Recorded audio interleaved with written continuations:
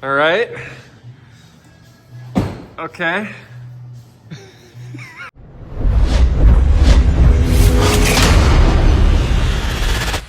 My name is Arun Kumar and I am the driver, and you're watching Driven Diary episode 114. Driven Diary is the documentation of my life as I build a billion-dollar automotive service business called Driven Auto Care.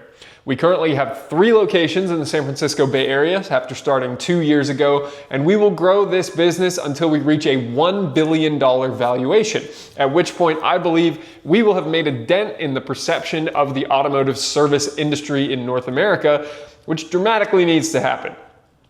Now, Driven Diary exists both to document my personal life and what's going on with my car collection and my lifestyle brand, We Are Driven, as well as building Driven Auto Care. And it's supposed to exist as this journal of day-to-day life that gives you an idea of behind the scenes, all of the difficulties and struggles that exist along the way of building a company like this.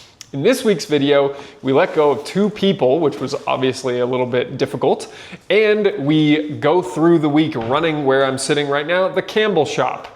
So this is one of our locations, and we did this in order to cut costs and rebuild the customer base in this shop after what has been a very difficult year for this particular location. So you get to see what it's like to resurrect a location that is really struggling. So with all that said, let's get to the video. Monday morning, and welcome to Driven Diary, episode 114. And you've got me in a shortened position, just starting my workout here, and it's a stressful day. It really is a stressful day. As you can see, I've got some multiple cold sores going on here. That is a byproduct of dry weather and the lack of sleep out in Vegas for a week, and this is what happens. But now I have a very interesting task this morning. So it's about 4:20 in the morning right now on Monday, and it's Veterans Day, but we don't have the day off. I got a dicey new business owner type of situation to go through today. I'm firing 2 people at the same time. So I will be letting go of 2 of the members of the Campbell team, the manager and the lead master tech, who I hired back in March.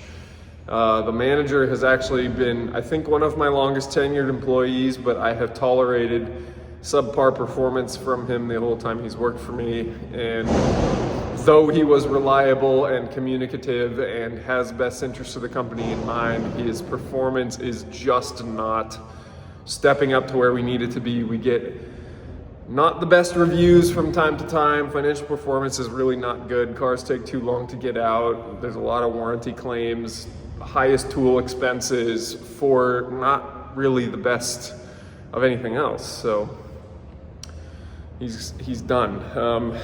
I will be running the Campbell shop for the next 4 weeks. It's gonna be interesting to see, because that shop has been horrific in its performance the whole time I've owned it. We had 2 good months right when we started, and since then it has not been good enough. So we've work to do. I have lots of performance improvement to do. I've got customers to go find, fleet customers, retail customers. I'm gonna do a lot of phone calls and door knocking while I'm there. I hope that the one tech, change stretches. I gotta hope that the one tech who's left stays. We'll be moving him to a performance pay plan, so that'll be interesting as well. And yeah, that's what we got going on this morning. So I woke up at 3:30. I went to bed at 6 last night. I got 9 hours of sleep according to my app, because I got head-butted by Rainier multiple times in the night, so I didn't get all the sleep in the world, but not too bad. And then I got my cars here. There is an E92 M3 back there. I drove this here today, which was fun. I love that car. I drove it on Friday afternoon with Hamilton up in the mountains. That was good. That one, the E36, I finally put some miles on it. I drove it from Pacifica here, and then I hadn't driven it again since I got it. So I got to take that out on Saturday and take it home and then take it back here yesterday. So putting some miles on it, a little bit of miles. 92, still waiting for registration technically on that one, so I shouldn't have it out all the time yet. F80 is still down in the Campbell shop, so it'll be good to get that back out and start dailying it again. And I pulled out the Passat to daily until the F80 is ready to go. We're just waiting on fender liners for it, I believe. Headlights were not working, so just a couple little things. And then the truck and the SI. My arm's getting tired of holding up the phone, so that's all for now. All right, we're back. Quick video. It is 6:30. I'm in Campbell now. It's still Monday. I just looked at the sick time and PTO time balance for the two guys I'm letting go today, and this is the most expensive day of terminations I've ever had by so much. And I've made so many mistakes with terminations where, the last one was good with Alex, gave him severance, that worked out well. The time before that I really screwed up was when I converted a guy to having a PTO balance and giving him a full balance 2 days before I let him go after we switched off of unlimited PTO. Yeah, we used to have some interesting policies in this company, in case you knew that. But yeah, so this is like a $10,000 day. So we'll make it back, but it's going to hurt. That's all for now. Yeah, that was pretty accurate. $9,576 via check today. Yay! Tuesday morning, and it is a dark time for me in business, it feels like right now. I'm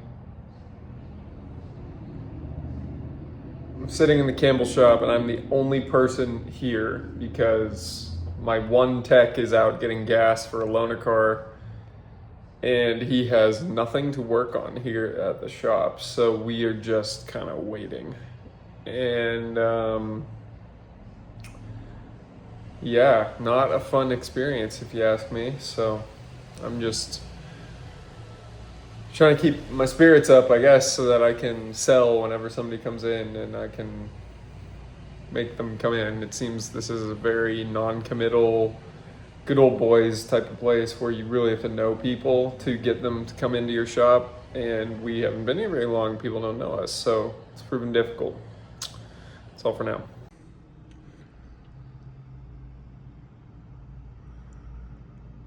Wednesday morning. Got my book. I got my post-workout. I just finished lifting. It's about 5:15 in the morning. And I feel like I'm getting back to an excellent routine. So, you would have seen if you go back in the Driven Diaries that I used to wake up at 4 every day and work out every day before I would go to the shop and run the shop for the whole day. And the last time I ran a shop full-time, before I started up in Fremont back in September, was 2024, like summer 2024. And I didn't have a kid then. So here we sit, winter 2025, middle of November, and it is a very different world for me out there. But for the last month running the Fremont shop, September and October, I did not really exercise at all. I would lift like 2 days a week, I think, for that month, 2-3 days a week. And Rainier is getting a little older now, so he's actually a bit more predictably sleeping, especially at this time of the morning. And so Evelyn doesn't need me to kind of intervene and get him up so she can sleep and I can take care of him. And so I get to get back to my morning routine. So I'm reading, I'm lifting, I'm addressing stuff on my phone, sending out doing part of my morning routine that I've had for years, and I'm getting back to it. And I'm able to do it in this sort of sanctuary of an office I have 10 minutes from my house, so it's awesome. It's truly awesome.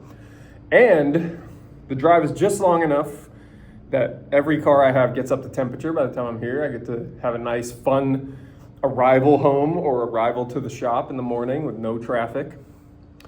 And I also have my car stored here, so I can switch out cars every day if I want to, and that's what I have been doing. I dailied the E36 for the last couple days. I had the Passat earlier than that. I just pulled out the E92. It's going to start raining tomorrow, so tomorrow morning I will trade out the E92 for the Passat again, so I have some all-wheel drive in my life and a heavier car with better tires. I love this. I love this. Also yesterday, it was a holiday, Veterans Day, and we worked, and the Campbell shop had more phone calls than the San Ramon shop. And I was riding high last night thinking about that fact that, man, we crushed it. We had a ton of calls. I had 5 new customers drop their cars off. I've only got 1 tech, so now I'm kind of backlogged, but I did hire another tech yesterday, waiting to see when he's exactly going to start, either next week or 1st of December. And I'm crossing my fingers for next week because I can say yes to people on the phone and I can get them in the shop. And we're busy now. So it doesn't take much when you got such a small shop. But yesterday was good, and we've got 4 more appointments today. So lots of things to be excited about. Just a matter of saying yes to people and getting them in the shop, and then I got to manage the tech. So got to have a talk with him about time management, time expectations. So we'll do that, and then yeah, that's what I got for today. I'm hopeful that the call volume continues and it wasn't just a holiday. That's why I mentioned that. That's all for now. Time to read. All right. Okay. This is Arun from the future. That clip I gave you no context on in the video. That's what happens when you overfill a car with oil, is it will massively smoke like that. And we didn't know that it was going to do that. And so my technician turned the car on to warm it up to check the transmission fluid level because it was towed into us with no transmission fluid because they attempted to do an oil change and ended up draining the trans fluid instead. Turns out when they attempted to do an oil change, they overfilled the oil like crazy and then tried to hide it by draining it again, but in the process they drained the transmission fluid as well, and then they refilled the oil with the correct amount. So it was a real weird situation. But yeah, so that's what happens. We were not expecting it. We smoked out the shop. Whoa! Hey, it's stress-free. Screw those guys. It was a pool down here before. This is an eventful trip we're having. And then I hit the gas and it was like a tidal wave. It was like, So it's Thursday afternoon, and we just dropped a car off for alignment. We're keeping plenty busy in the Campbell shop, and now Hamilton's driving very fast. what? Like aggressively fast. Am I? Oh, there's a door panel in the back seat, so that's cool. Campbell shop's staying busy. I got 1 tech. It's hard to stay super productive, but we have plenty of work sold, so we'll be busy for a while. And I caught an employee yesterday stealing. Not an employee, an ex-employee. So on Monday, I let go of 2 people. And on Monday, a little bit later in the morning, we had a purchase come through for one of our vendors, Will Call, and I caught it 9 minutes after the purchase happened, and it had already been picked up from Will Call. And nobody could get to this local warehouse for this vendor that quickly. And so I called and I said, hey, I didn't buy this. And so at first I thought that we'd been hacked or something. Somebody had gotten into our system and made a purchase. And that's not what happened. So I basically said, can you have the warehouse say who picked it up from will call? And it turned out to be one of the guys I fired. So I texted him and I said, did you buy parts? And he said, yeah, I did. And I was gonna pay for them on Tuesday when I brought back the uniforms that I owe you, but I'm in Yosemite now. And I won't be back until next week. And I said, okay.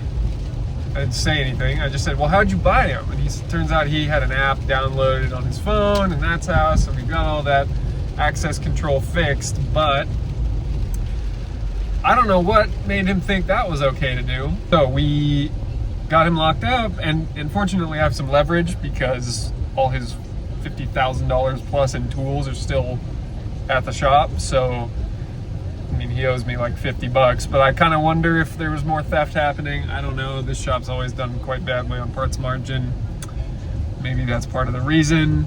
I tried to look into evidence of the fact that there was parts theft, and I couldn't really find any. So I don't know. May never come to fruition. That's all for now.